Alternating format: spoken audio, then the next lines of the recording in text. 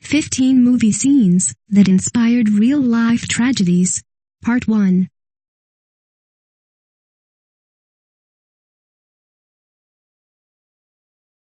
If you are brand new to our channel, we invite you to take a moment to subscribe. Just click on the lit red button as well as the gray bell. Why the bell? Well, it will let you know every time we post a new video. 1. The Sopranos. Whoever did this episode? Sopranoautopsy.com. In 2002, the whoever did this episode of HBO's cult classic mafia show sees head thug Tony Soprano strangling an associate and dismembering the body, with a little help from a still-living associate. It was a graphic, hard-to-watch scene. And in 2003, when Californians Jason Bautista and his half-brother Matthew Manejo strangled their mother, they cited that episode as the inspiration, particularly for the fact they strangled her, then chopped off her head and hands, before dumping the body in a ravine. See, it makes the body so difficult to identify.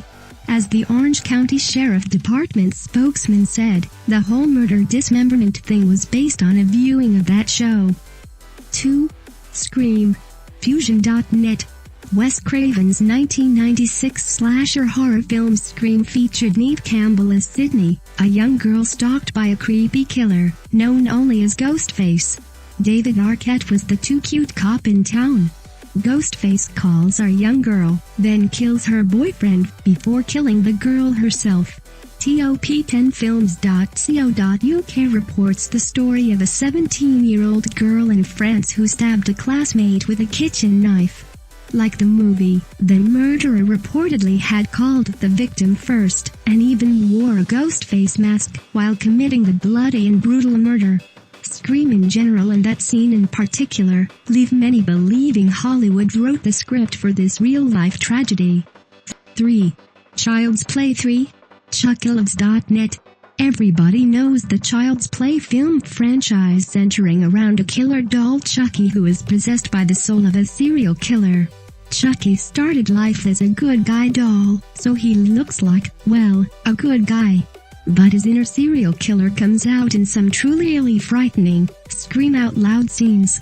Chucky is a killer, plain and simple, and in 1991's Child's Play 3, he kidnaps and attacks a boy. And the 1993 case of the murder of James Bulger in Liverpool in England was said by some to be based on that scene of frightening violence. Two boys, Robert Thompson and John Venables, kidnapped Bulger, beat him and left him to die.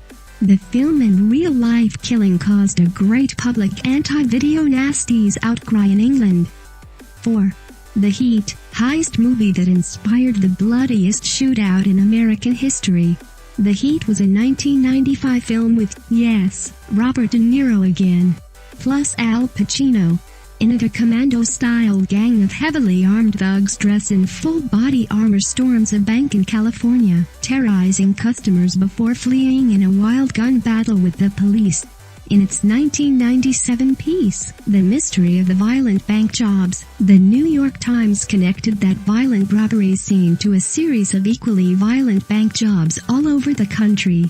Take the assault gear-clad gang with AK-47 assault rifles that held up a bank in Hollywood.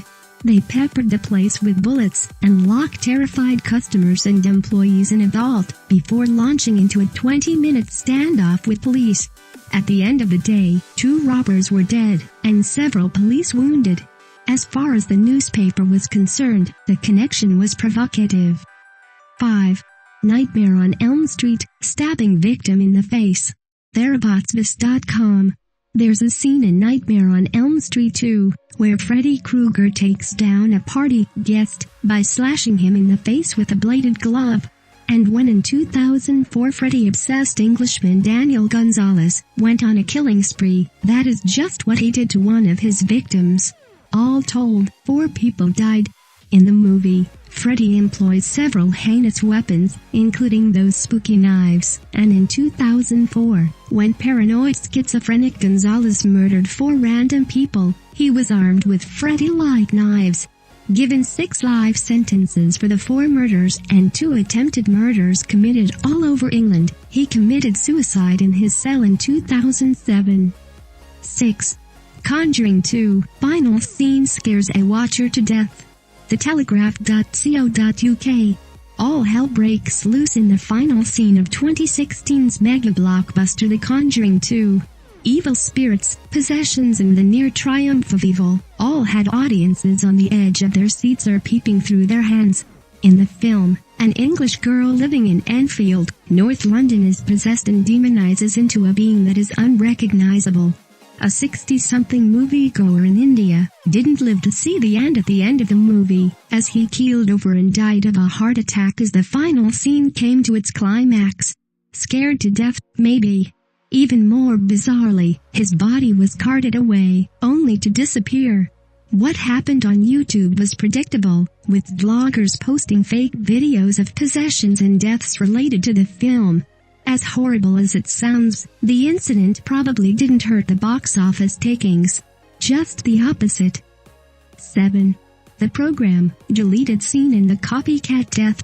1993's Disney's film The Program was bad, didn't make much money, and would have been totally forgotten had it not been for that one scene. The movie is about football players at a big American university, and how they coped, or didn't, with the constant pressure put on them to win at any cost.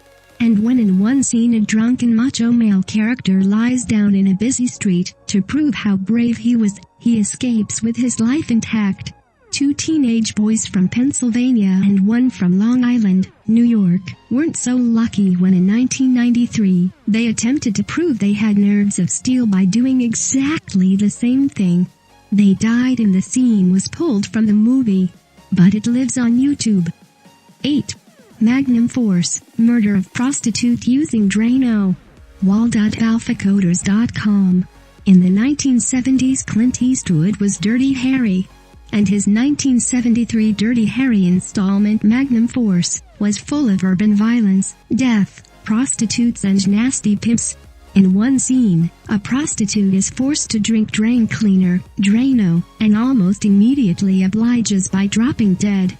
In 1974, a gang broke into an Ogden, Utah audio, hi-fi shop, taking hostages and leaving a trail of murder, torture and RP.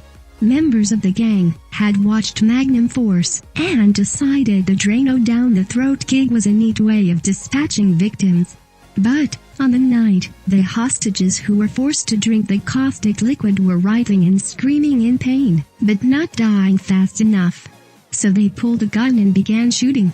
The so-called hi-fi murders were a sensation, with some criticizing the film for its graphic violence.